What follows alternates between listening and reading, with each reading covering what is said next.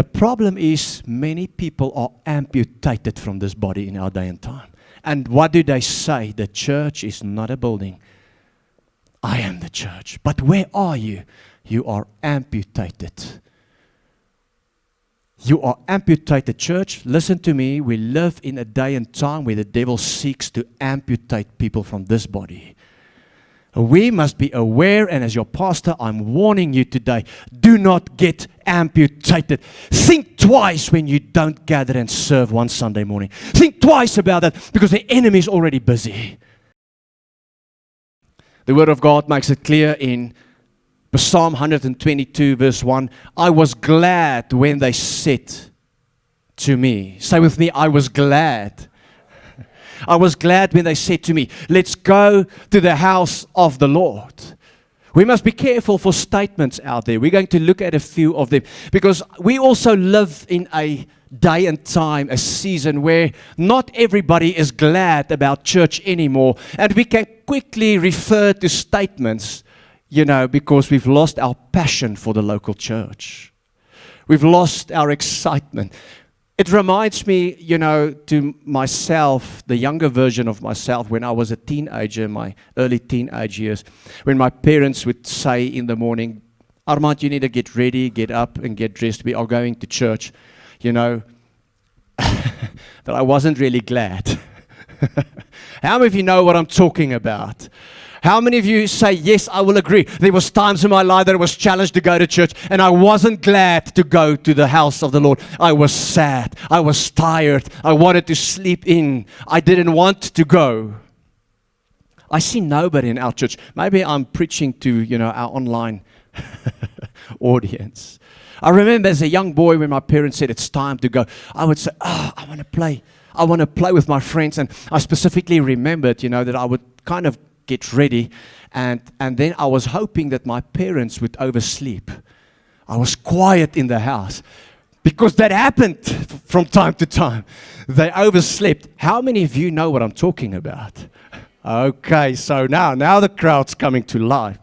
So I was praying, oh Lord, please help me. Keep my parents asleep. I've got stuff to do. I was sad when they said unto me, let us go to the house of God. And so I want to talk to us today and ask, are we really glad? Are we still in love with the local church, the body of Jesus Christ? Are we still excited about what we see here, the body and the bride of Jesus Christ? Because church, I want to tell you, it's God's instrument. It is the body of Christ. We are the bride of Jesus Christ. And God chose us as a collective body to bring His glory into this world, to advance His kingdom in this world, in Jesus' name. And so we must be careful, that we do not use statements like the church is not a building. We are the church, and use statements like that because we've lost our love for God and God's plan. And we've lost our excitement and passion for the church of Jesus Christ. There is also another side to that statement. The church isn't just a building of bricks and cement mortar, but we are also supposed to be the church in the world. And so today I want to talk to us about what it means to be the church. But before I do that, I want to begin with this question. How excited are we still about the local church? The Word of God says that in the last days there will be a great apostasy, a falling away. And I think as believers we must guard our love and our passion for this local body and the body of Christ and the bride of Christ. And I think you will agree that we often hear statements like this and hear many other statements. I call them the I was sad when they said unto me statements. And it is a reflection of a modern day sentiment where people increase in and grow in this negative sentiment with regards to the local church. But we can never deny this body, this bride. We can never deny that God has called us and formed us and made us. And so I want to read a few I was sad when they said unto me statements, so that we also understand the sentiment out there, and that we will not start to use these statements lightly, because they also carry within them false elements, and it can be very dangerous for us. Be careful, and that's what I want to say. Just be careful before you just say the church is not a building, we are the church. The church must be careful to say statements like that, because we do not know if everybody understands what we're saying. So here are some of the statements that I think we must be careful for. I call them the "I was sad when they said unto me" statements. The church is not a building, we are the church. We're going to look at that one today. What about this one? I have a personal relationship with Jesus, I don't need the church. Sure, what a contradiction. But you will agree there's also, it sounds good, but actually it's a contradiction. I was heard by somebody in church. Let me just say this, when you go onto social media, you get day after day, irrespective of the platform that you go on, you will get statements like this. It's like people challenging what we're doing here this morning. Even though there's elements of truth in this, it's like the world out there, it's like there's an attack on the church and the gathering of the body of believers. I was heard by somebody in church, I will never go to church again. What about this one? Life is just too busy for church right now. Priorities. Church isn't what it used to be. I loved when we sang those old songs. That's when the Holy Spirit moved. Come on, church. Time has moved on. We got to be relevant. Hallelujah. And discern what God wants us to do in this season without compromise the message of the gospel. Thank you for one amen. Some of you sit here like, but I still like it more when I was growing up and the organ started to play. And we long for those old days. Oh, if I could just get a church like that. We're going to talk about that. I don't have time to get into that here this morning. I don't go to church. I've lost my passion for church. I'm sad when they say unto me the church, because the church is full of hypocrites. So is the marketplace. So is your school, your university, but still you go. Are there hypocrites in church? I suppose there are. If there's people, you'll get sinners. Hypocrites. Turn to the person, tell them, no, don't say that. You sinner, you. That's no reason. That's no rhyme. Church is only about money and growing attendance. That one is big, hey? It floods social media. Must be careful, because there's truth in this, but there's also a false element. We can't only talk about money in church, I agree. But we can also not just say that we do not like church because we do not like to be challenged by what the Bible says. I have my own ministry. I don't need to belong to or attend a local church. Well, do you have your own ministry because you are in rebellion with a local church? You were asked for accountability and submission? Or do you really have your own ministry and God has raised you in that? Because that we understand. I can watch church online. I don't need to attend in person. Silent in the house. Clearly, this is a person who does not understand the definition of church. And I'm not saying we cannot watch online. But it cannot be our only encounter with church, surely. I'm too ashamed to return after drifting away. A lot of truth in that, but are you not just maybe using it as an excuse not to return? I have lost trust in church leaders. They divorce, they steal money, they're only after power, and social media and the world is flooded with some of the biggest leaders that does some of the greatest things. But my question is, who are we trusting in? On who are we building our relationship with? Hallelujah. On who are we really depending? So people are fallible. People can fail you at any time. We're all human beings. We make mistakes. That's no reason to give up on the church or to fall out of love with the church. No. Our eyes must remain on Jesus Christ and on Him alone. Hallelujah. And this one I've heard, a lady came up to me one day and told me, you know what, I'm not a church person really, but I am a kingdom person. It's like, lady, are you no, I'm not going to say that. I almost said it. Is jy dom, man?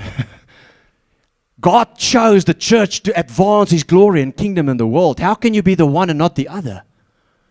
So we hear stuff like that. My point is just be careful of these statements. There might be truth in them, but they can also be the statements of a person who says, like when I was a young teenager, I was sad when they said unto me. I was sad, and we can say a lot of stuff, make a lot of statements that seem so good, but they are dangerous and they are misleading. And God has called you and me to love this church, to pray for the church, and to be the church, which means we build the church. Hallelujah. So I want to just give you four points that summarize what it means to be the church. How many of you understand that there's also truth in this saying the church is not a building, we are the church? But that being said, then what does it mean to be the church? Because people often say stuff, but they never explain that. And that's what makes it so difficult and so dangerous.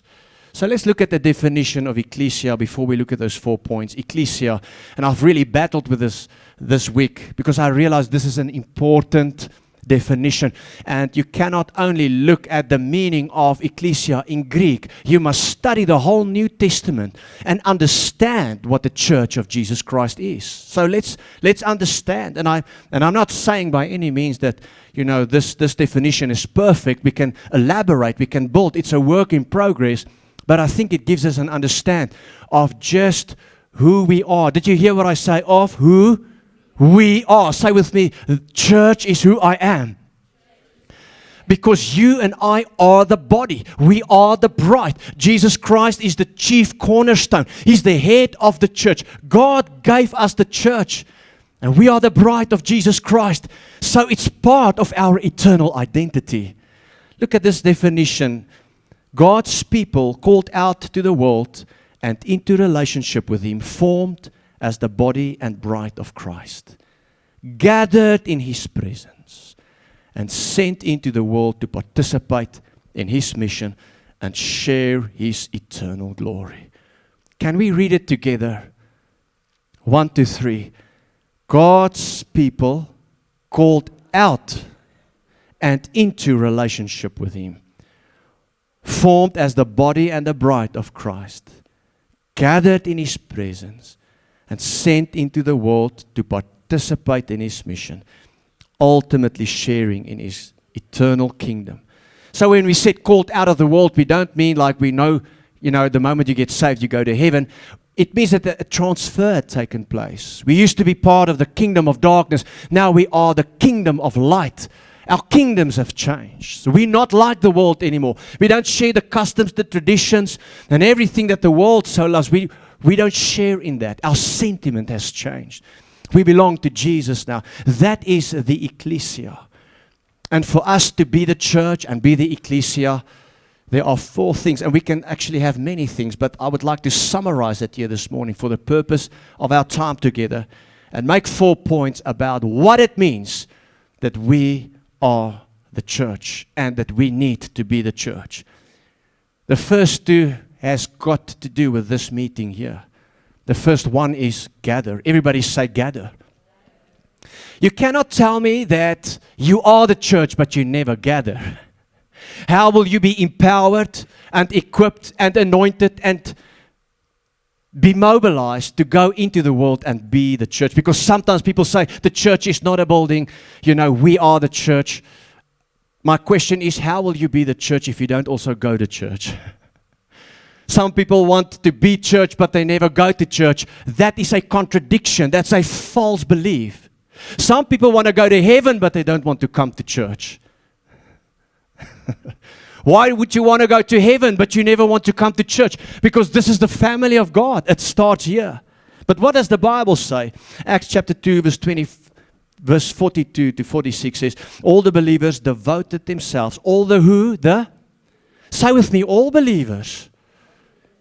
So you can't have some believers thinking that I can do my own thing. No, the Bible says all believers devoted themselves to the apostles' teaching, in other words, to preaching, teaching, what we do here this morning, to fellowship, and to sharing in meals, including the Lord's Supper. Isn't it powerful? You see, this is a community of believers.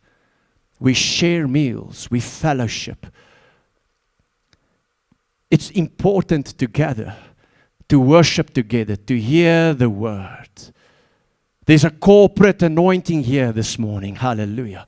It fills you, it blesses you, it edifies you, it equips us. And from here we can go into the world and be the salt and the light in the world. But if we do not first gather, where are we going to get filled?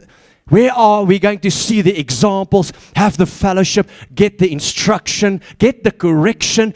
Where are we going to be transformed? How will we be discipled? The church is not a building. We are the church, yes. But you also need to be in church. Gathering is important. The Lord Jesus said, where two or more are gathered. The word of the Lord says in 1 Corinthians chapter 12, the Holy Spirit does what with us, the believers? He baptizes us into the body of Jesus Christ. Hallelujah. Verse 46 of Acts 2 says, they worshipped together at the temple. Where did they worship?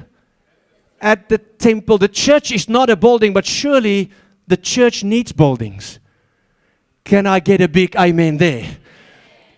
A family, when I have married my wife, I could have said to her, well, now we are married. We don't need to have a home. We are married.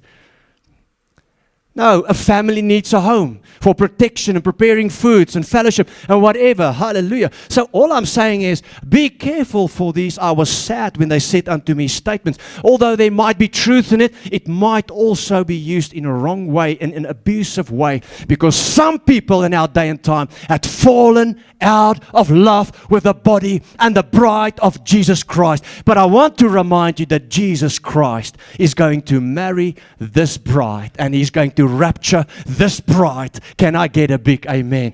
I might just remind you that this bride is God's plan in the world and not a pastor's idea. Turn to somebody and tell them, it's not pastor's idea.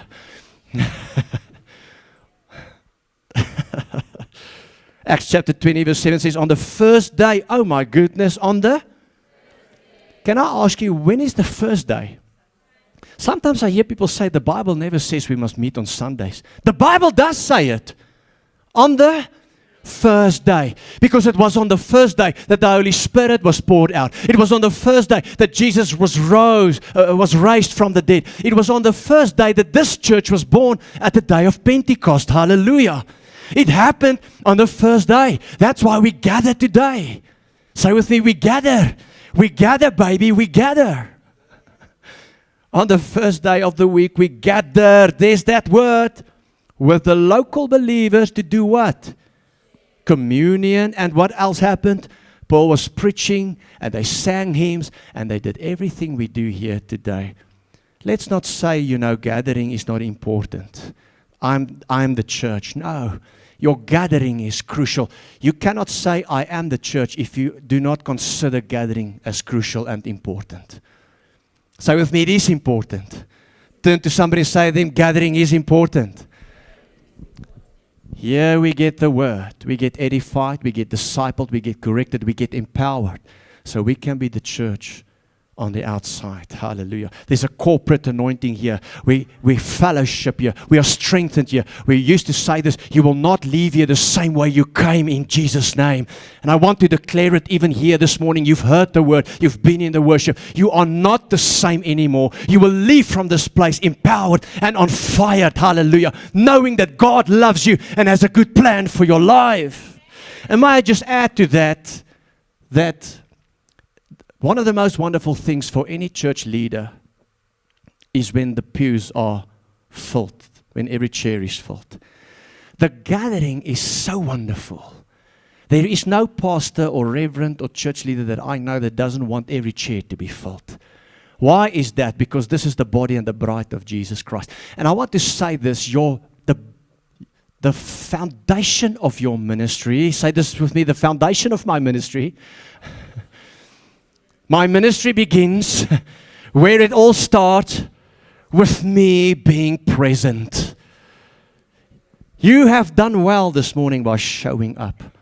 You have fulfilled the very first part of your call in this world. Say this with me, I have fulfilled my call this morning. Hallelujah, with my presence here. The leadership is so proud of me. Jesus is proud of me. Turn to someone and say, Jesus is proud of you. Hallelujah.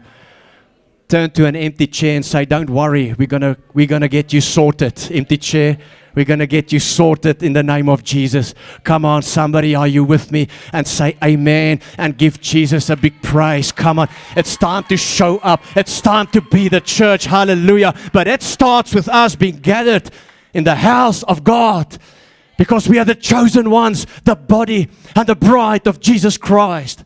Be church means you go to church. It begins there. It's the first. And then when we come, we serve. Because you've got something I don't have. Where? I've got something you don't have. Wow. Ek kan iets doen wat jy nie kan doen nie. Hallelujah. I can do stuff you can't do. Do you believe that? I might be preaching, but, when I get here on Sunday mornings, we've got this wonderful young man that comes and he serves me. He doesn't maybe have a gift, because some of you say, well, I first need to find my gift. We're going to help you to get your spiritual gift. But while you're looking for your spiritual gift, why don't you just serve? And so when I come here on Sunday mornings, he greets me with a cup of coffee. I won't say who he is. And in time, I've taught him not 1 teaspoon of coffee, 2 teaspoons of coffee. 1 teaspoon of sugar. Don't pour water, pour milk. Mix well, then pour water. It sounds different. Now, after many years, it's perfected it. This morning, I got my cup of coffee. I was so blessed. Hallelujah. And here's the thing, I never instructed him to do that, but God placed it in his heart. Hallelujah. Just before some of you think, who the heck you think you are? I'm not going to make coffee for you. It's okay. But there is somebody, and God will put something in their heart. The point is, God put something in your heart, because you and I are the body and we are the bride, and you've got stuff and I've got stuff. And when we do it together, there's a fellowship, there's an anointing. And when the world comes to see, people get saved. Hallelujah. Some people uses the statement, the church is not a building, I am the church, to escape serving on Sundays. We must all serve, because this body is your body and it's my body. And it is the body of Jesus Christ. Look at what Peter said, 1 Peter chapter 4 verse 10. He says, as each one received a gift, minister it to. Will you agree he's talking about this meeting here? The meeting of believers. He is not talking about you and I now being in the mission field, and that is just as crucial. We will get to that in a moment. But let's get first things first. Can I just say, if you do not do what you're supposed to do, there's such a great burden on other people in this church. Because now one person has to do the job of 2 or 3 or 4 persons. Listen, church, I don't want anybody to feel guilty here. I'm encouraging you. I'm showing you who you are. Hallelujah. Whether you're part of the security, the ushers, the info, the visitors desk, the band, the youth, the worship, the Sunday school, somewhere I believe the Lord is going to plant a seed in your heart this morning. Somewhere you can do something. Glory to Jesus. And I want to encourage you, because the statement is true. You are the church and I am the church. We are the church, which means we gather and we serve. Say this with me. We are the church. Which means we gather and it rhymes, doesn't it? Which means it must be true. Come on, let's say it one more time. We are the church. Which means we gather and we serve. One more time. We are the church. Which means we gather and we serve. Hallelujah. Come on, somebody. Give Jesus praise. That is who we are. Church is our identity. It is who we are. Let's not entertain statements that spread falsehood. Let's not entertain statements, come on church, that appeal to people who say, I was sad when they said unto me. You are a Christian. Do not spread that statement. Do not share that statement, because you are spreading something that sounds good, but it's false. One amen. May contain elements of truth, which makes it a half-truth. When something is a half-truth, it means the devil is in it. I say when something is a half-truth, it means the devil is in it. That's what makes it dangerous. Be careful. So what do? 1 Corinthians 12 to 27 says the human body has many parts. We gather and we serve. But the many parts make up one whole body. So it is with the body of Jesus. All of you together are Christ's body.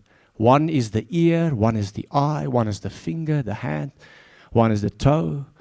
And if you don't show, if the toe don't show, we are in trouble. Amen. So turn to somebody and ask them, what part are you? Are you the eye? Are you the toe? I know you're not the head.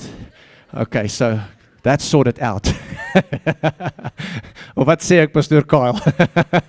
Okay, so because there's also structure in this thing. Hallelujah. Otherwise it will be chaos. And it's God's structure, amen. Otherwise, everybody will just do whatever they want. One leg will go that side, the other leg will go that side. And then, oh my goodness, yeah, we will stretch.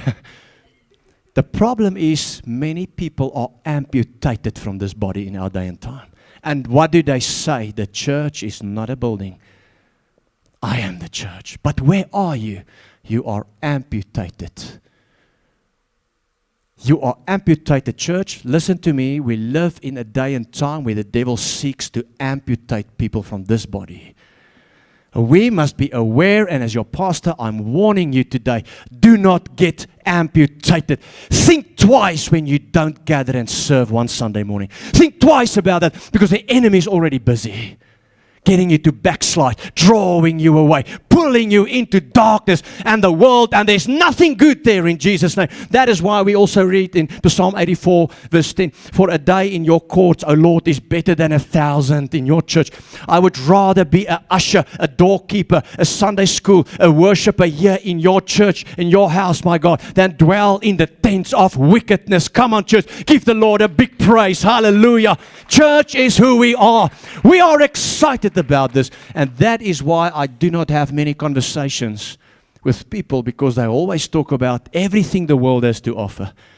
And when I want to talk church, guess what? It gets uncomfortable. And then I get, people will tell me you are socially awkward. No, it's just I don't know what to say. I get accused. You can't make conversation. But I'm in love with this church. Hallelujah. It's the only thing I have on my brain. Don't worry, I can talk about rugby and soccer also. And there's nothing wrong with that. Hallelujah. I will cheer with you, Pirates and Kaiser Chiefs, Bafana. And, what's the ladies called? I almost said banana, but I know. It's good to have small talk, but that's just small talk. Come on, say with me, that's only small talk. We use that, as an icebreaker, but then we go to the deep things. I am the church. Hey, look at me. I'm the body. I'm the bride. I gather. I serve. Hallelujah. And I'm waiting because Jesus is coming on the cloud. And hey, we got to get this world saved. Woo! Hallelujah. Say with me, we gather and we serve. Turn to someone and say, do you gather and do you serve? May God help us that we will continue to be glad. I was glad. I was so glad. I was so glad when they said unto me, let's go, let's go, let's be who God's called us to be.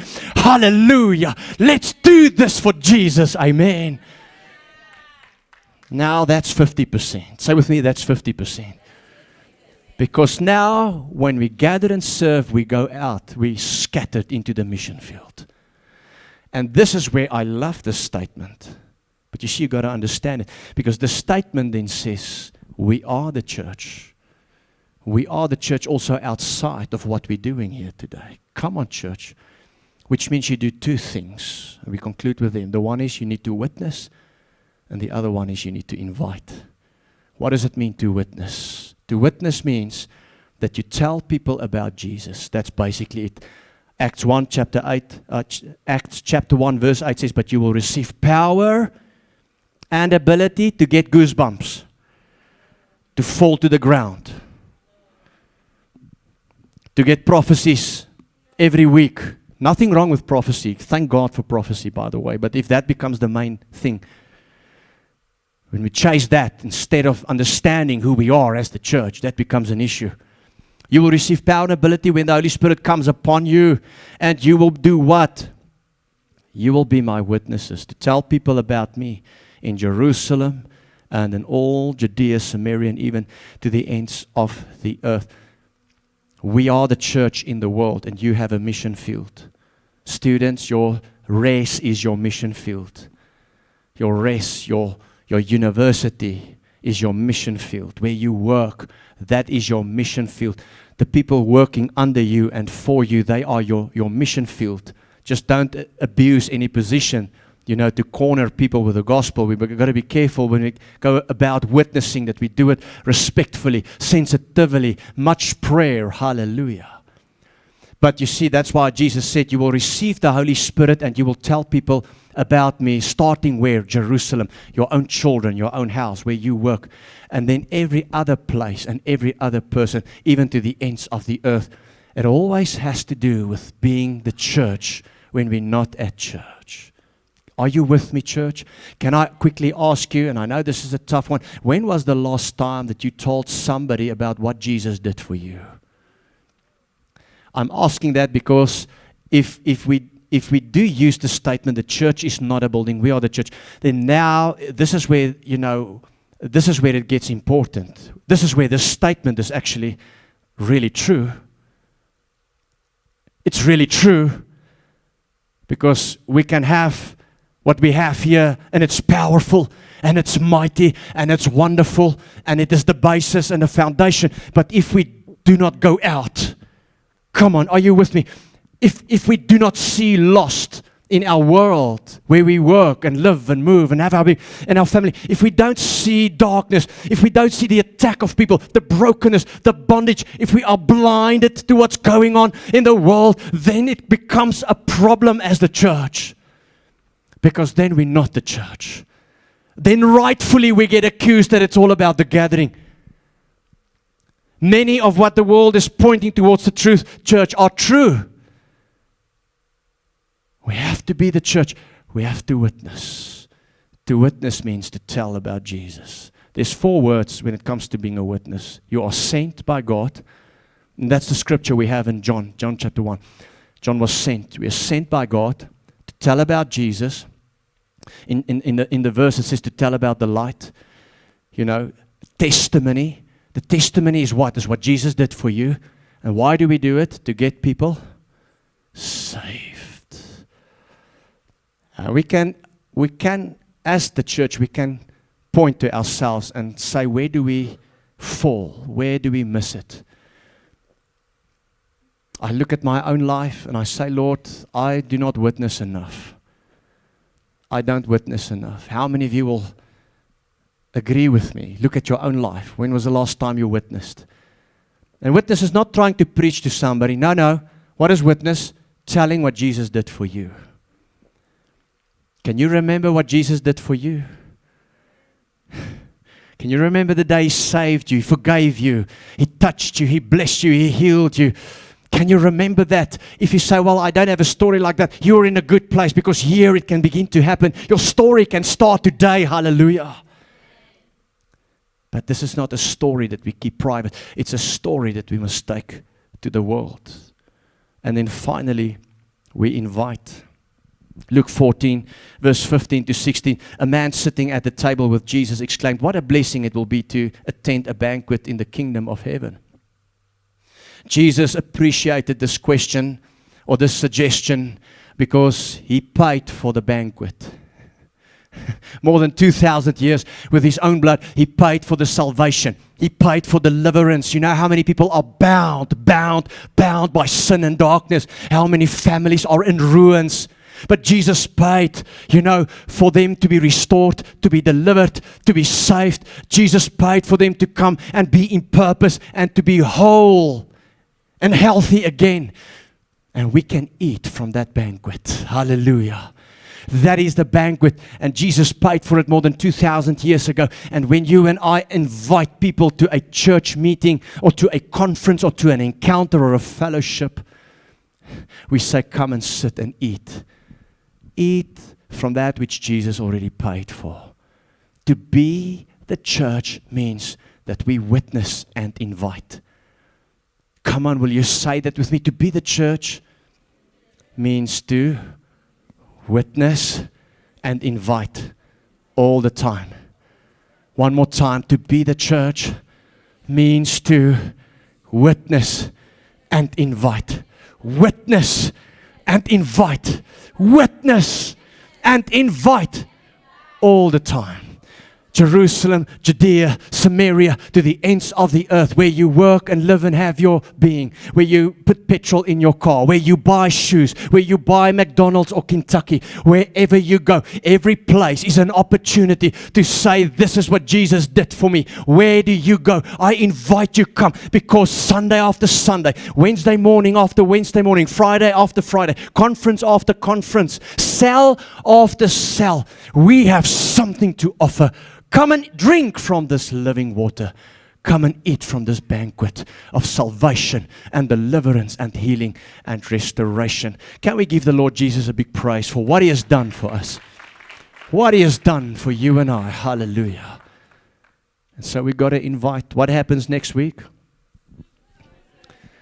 Now, next week is going to be hard. I was thinking rather we change it to Fellowship Sunday. And rather, you've got your little pot of soup. We will judge you on that because we're going to judge you. You're going to get judged at church. Hallelujah. That's another statement. I don't go to church. I get judged and condemned. Remind me to put that in there. We have to talk about that because there's a place and a time to judge.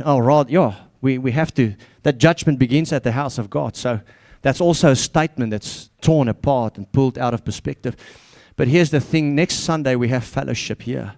Have your themes, and be excited about that. You're going to have many tables. If you're part of a cell group, your cell leader will register you. But everybody can register and be part. And we will look at those registrations and make tables. And we're going to fellowship. So whether you're in a cell or in a ministry or not, it's for everyone. Turn to somebody and say, it's for everyone. You cannot miss this. You must gather. We're going to fellowship. Hallelujah. And so I want to encourage you, invite. The world out there judges us and say, well, why do you invite people to church? A church does not save people. Excuse me. We understand that Jesus saves. But when a person gets saved, they are brought into the church. Look at what Peter said in 1 Peter chapter 2, verse 5. And you are living stones. Go like this and say, I'm a living stone that God is building into His spiritual temple. Did I get this right? Stones and temple? Does the Bible refer to the church as a building perhaps? I'm just asking. The church is not a building. Okay, then we have to say the church is not a physical building. That would be accurate. But then we must also say, but the church looks like it is a spiritual building. Hallelujah. You and I are living stones built into this body of Jesus Christ. And that's why we invite. The church doesn't save people, yes, but the church also provides and facilitates opportunities, listen church, to meet Jesus Christ. You invite a person to church because we're going to present them with what? An opportunity to say yes to Jesus. How many in your world needs Jesus this morning? How many in our world need Jesus? Your rest, your workplace, your colleagues, your friends, and your neighbors. I want to encourage you, invite them. We're going to make a plan. Hallelujah. We've got many chairs. We've bought 200 chairs. I don't know. I think it was 200 chairs. We are positioned because we believe we will expand to the left and expand to the right. How many of you believe that? Hallelujah. We believe that surely blessing God will bless us, multiplying God will multiply us. And we don't want to be big, but the church is a living organism. It's always growing and it's always expanding. When we are the church will grow. Hallelujah. If we are not the church will not grow. If we don't witness, if we don't gather, serve, witness, and invite, the church will not grow. But if we do, it's a living organism. My prayer this morning is that you and I will fall in love. I want to conclude with 1 Corinthians 3 verse 10. Yes, fall in love with the body of Jesus Christ. Amen. Some of you young people thought, fall in love. Yes, that sounds good. How many single people, by the way? Let's see. Hallelujah. Come on, raise your hand. You're single. How many are single and looking? Come on. Now, some dropped. Now, nobody's putting their hands up now. Nobody's looking and single and looking. Lord, I pray, help people not to lie in church. Forgive them. And Lord, and then I pray that you send good God-fearing husbands for every lady that's single and looking. Hallelujah. And good God-fearing men, ladies for every guy that is seeking this morning. Can I get a big amen? Hallelujah. And give Jesus big praise in the house. Hallelujah. Now, don't be surprised if something good happens. It's not even Valentine's Day. But don't be surprised when something good's about to happen. Turn to somebody and tell them something good's about to happen to you. Hallelujah. Why are the more senior single ladies giggling? I saw some giggling there. I'm worried, Pastor Carl. I'm worried. Hallelujah. We serve a good God. Is the church a building? Well, we know it's not about bricks and cement and mortar. But the church do need buildings. But I want to just give you perspective and then conclude. The church is also a building. We know that we find reference to living stones. 1 Corinthians 3 verse 10 says, according to the grace of God, which was given to me as a wise master builder, I've laid the foundation and another builds on it. The Greek word for master builder is the word architectoon. That's how you pronounce it, architectoon. And that's where we find our word, English word, architect. The point I'm making is, the Bible speaks about the church as a place that's built with living stones. Paul says here, he says, I have laid the foundation. There's a foundation. Jesus is the chief cornerstone and the foundation. He says, and other builds on it. So there's architects, there's a foundation, Jesus, there's a chief cornerstone, Jesus. There is builders, and then in Peter we've just read that there are living stones. Be careful when you share stuff on social media and buy into just any statement that might be potentially dangerous, because it is, listen church, listen to me now, it is more true to say the church is a building than it is to say that the church is not a building. And may we never use statements like that, because we have fallen out of love with this wonderful body. There's such a great blessing when we belong to this body, when we are the church here, when we gather, when we serve, but also when we go out to witness and partner with the Missio Dei of God to be church in the world and to invite people. And people needs to be invited, because I conclude with Psalm 92 verse 13 to 14. Planted in the house of the Lord. Quickly touch somebody and ask them, are you planted? Are you grounded? Are you a member? Hallelujah. Oh, the Holy Spirit speaks to people here this morning. Yo, yo, yo, yo, yo, yo, yo, yo. Planted in the house of the Lord. If you're a visitor here this morning, we have got a visitor's desk there that will be manned. Please give us your information. We want to journey with you. We want to bring you into what we call a JFN Grounded, which is like a membership class, but it's more than that. It's the beginning of your journey. The system is here, the structure is here. I know students have got churches back at home, that's good. But when you're not at home and you're here, you need a house here so we can look after you, amen? So we also have a plan for you. But look at the blessing.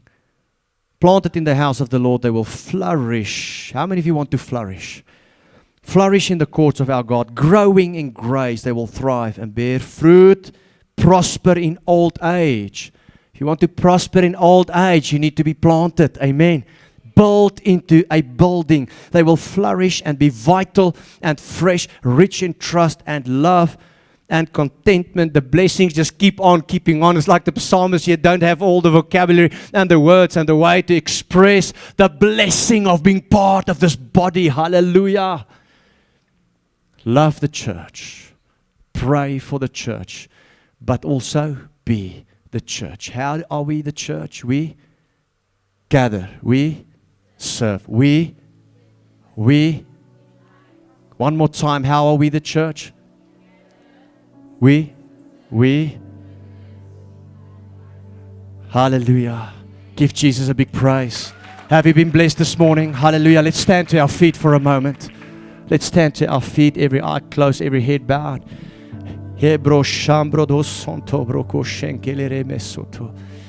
What a good God we are. Hallelujah. What a good God you are. We serve. We give you praise and glory, Jesus.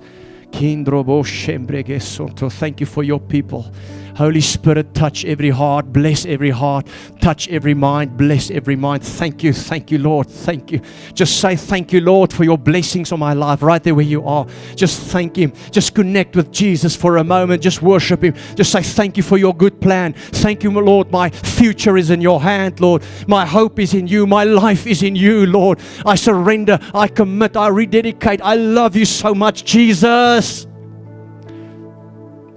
And thank you that I can be a part of this body.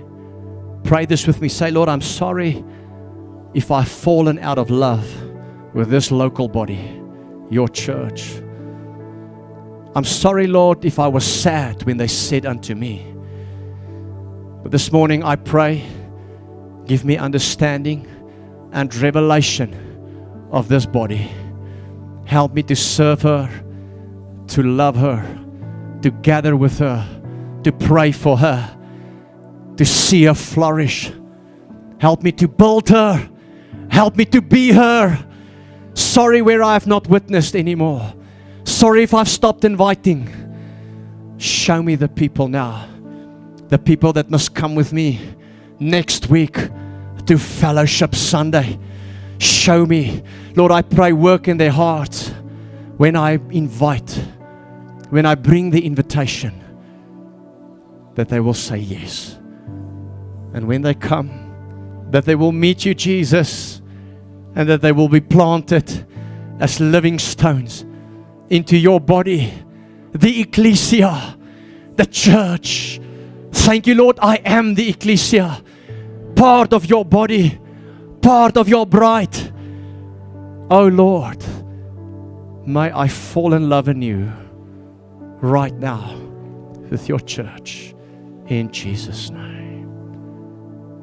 Just speak to the Lord for 30 seconds right there. Thank Him for the church in your own words. Ask Him to show you, where can I serve? Who can I witness to? Who can I invite? How can I make a difference being a part of this body? Sorry, Lord, for buying into the I was sad when they said unto me statements. Sorry where I've allowed those statements to contaminate my mind and my heart. I'm sorry. Sitting in church, I'm negative about the church. Forgive me. Help me to be the light in Jesus' name. Father, I pray over your people. Everybody under the sound of my voice now, I pray, Lord, may they have an encounter with your presence and your glory. Those who've come depressed, I speak a word of healing. I break the power of depression over their lives. Those who've lost their joy, unthinkable joy, a measure from God fills your heart right now. Hope returns in this atmosphere. Healing flow through your body, your spirit, and your soul. Father, I pray also in this place, there are people here that you've called to full-time ministry. I pray this morning that the seed will be dropped in their heart right now. Those who will be architects, Lord, with Paul, apostles, prophets, teachers, pastors, evangelists. Thank you, those whom you've called full-time. I thank you, Lord, that that mantle will come upon them right now. Burn in their hearts. Burn in their hearts, Lord. Burn in their hearts, Lord. For the Missio Day of God in this church. Those who will be wise master builders, who will build on the foundation, Lord. Who will lay foundation, who will work with builders, who will equip the builders. Those who will Plant people, the living stones, Lord, into the wall of the spiritual temple. Speak to your people now, Father. In the name of Jesus. Hallelujah. If the Lord speaks to you here this morning, pray a prayer that establishes what He's just said to you. And just say, Lord, I've heard you. This is what you've said. I believe in it. Thank you for your call. Whether it is about serving in Sunday school or on the stage or in the parking lot or wherever, God speaks to people. God speaks to you now. We need you. You've got something to give. If you don't give it, we battle. Some must serve. Some must honor the fact that they can serve in a local church. Sometimes we feel like we're workers and, it's early and it's difficult. No, God wants you to change your heart. No. It's better to be a doorkeeper in your house, Lord. Hallelujah. Than to spend my time out there in the world and everything the world is. It's better to do something for Jesus.